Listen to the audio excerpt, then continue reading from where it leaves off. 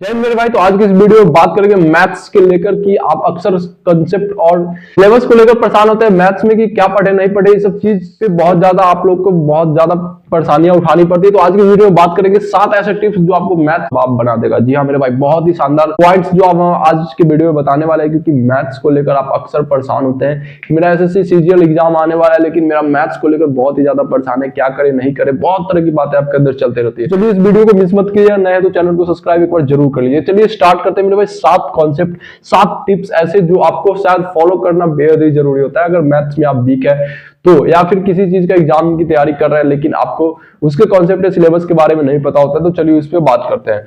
Maths में मेरे भाई आपको ये 7 पॉइंट अगर आप फॉलो कर लिए आप 100 में 100 स्कोर कर जाएंगे, यानी 100 आउट ऑफ 100 स्कोर करना है। यानी मान लीजिए आप एसएससी सीजीएल का एग्जाम दे रहे हैं, 50 आउट ऑफ 50 स्कोर करना है, तो आप इस 7 पॉइंट को आपको लेकर चलना पड़ेगा, फॉलो करना पड़ेगा। तो चलिए स्टार्ट करते हैं। पहला मेरे भाई, understand the syllabus and pattern of the exam. जी हाँ मेरे भाई, अक्सर आप मान लीजिए बिगनर्स स्टूडेंट होते हैं, बिगनर्स मेरे प्रिय भाई जो जुड़ते हैं एसएससी की तैयारी करने के लिए, लेकिन उन्हें ना सिलेबस पता होता है ना एग्जाम पैटर्न पता होता है कि कितने क्वेश्चन किस टॉपिक से आते हैं, मैथ्स में अर्थमेटिक्स से क्या पूछे जाते हैं, एडवांस मैथ्स क्या पूछे जाते हैं, मतलब इन सब चीजों के पीछे आप अक्सर कंफ्यूज हो जाते हैं। तो ये सबसे पहली चीज होता है जानना बेहद ही जरूरी कि सिलेबस क्या होता है, पैटर्न क्या होता है मेरे भाई, ये बहुत इंपॉर्टेंट होता है जानने के लिए। ठीक है, अगर इससे लेकर कुछ बातें हो तो कमेंट बॉक्स में कमेंट करके पूछ लीजिएगा आप। दूसरी बात है मेरे भाई, बता दें कंप्लीट योर सिलेबस। डायरेक्टली हम पॉइंट पे पॉइंट बात कर रहे हैं क्योंकि आपके लिए बहुत ही ज्यादा इंपॉर्टेंट है। मान लीजिए आप एसएससी की तैयारी से जुड़े हैं और आपको सिलेबस और पैटर्न पता चल गया, तो फिर आपका एक सबसे बड़ा रोल होता है कि उस सिलेबस को कंप्लीट करना। आप अधूरे स्टडी करके जाएंगे तो फिर आपसे वो एग्जाम क्रैक नहीं हो पाएगा जिस चीज के बारे में आप सोच रहे हैं। तो सबसे इंपॉर्टेंट बात ये होती है कि आपको सिलेबस का कंप्लीट करना है, सिलेबस को कंप्लीट करना है। ठीक है, पॉइंट बहुत ही ज्यादा इंपॉर्टेंट है, ध्यान से समझिएगा। तीसरी बातें पे आते हैं, work on concept and speed.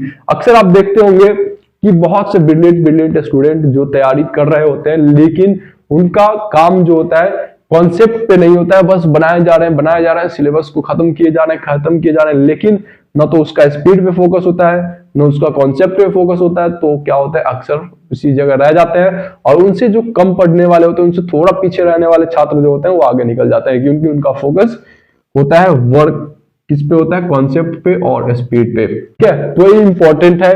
ये तीनों पॉइंट आप जरूर ध्यान में रखिएगा। अगली पॉइंट पे भी जस्ट बात करते हैं, चौथे point, don't waste time on Indian और एक्सट्रीमली डिफिकल्ट क्वेश्चन।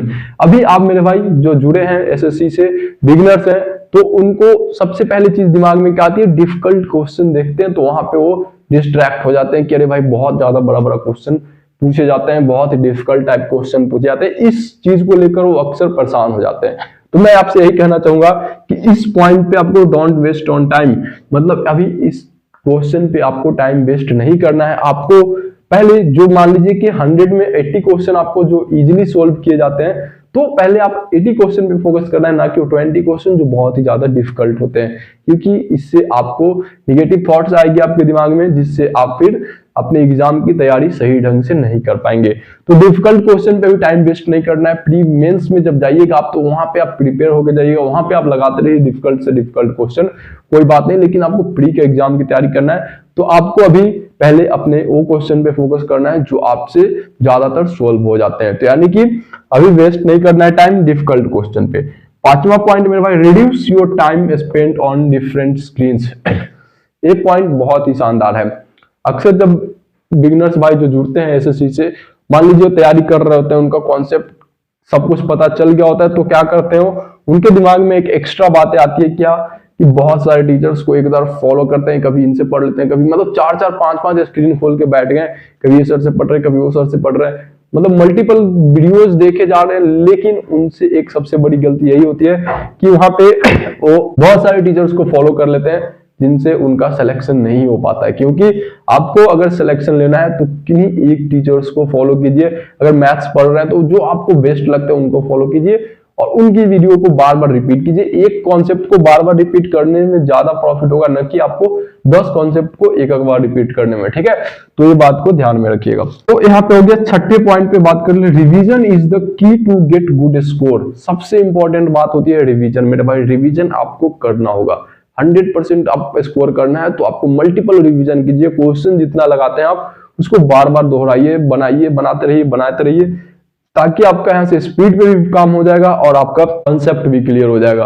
तो इस बात को ध्यान में रखना है, revision is the key of to get good score. ठीक है, मॉक टेस्ट एंड एनालिसिस। जी हाँ मेरे भाई, मॉक टेस्ट अक्सर आप लोग को बहुत ही ज्यादा काम की बातें होती है कि अगर आप मान लीजिए 30 से 40% सिलेबस कंप्लीट किया तभी भी आप मॉक टेस्ट लगाइए, आपको ऐसा लगेगा कि मॉक टेस्ट अभी इंपॉर्टेंट नहीं है, लेकिन आपको इंपॉर्टेंट हो जाता है उसी टाइम से। इसलिए मॉक टेस्ट बहुत ही ज्यादा इंपॉर्टेंट है, मॉक टेस्ट लगाते रहिए।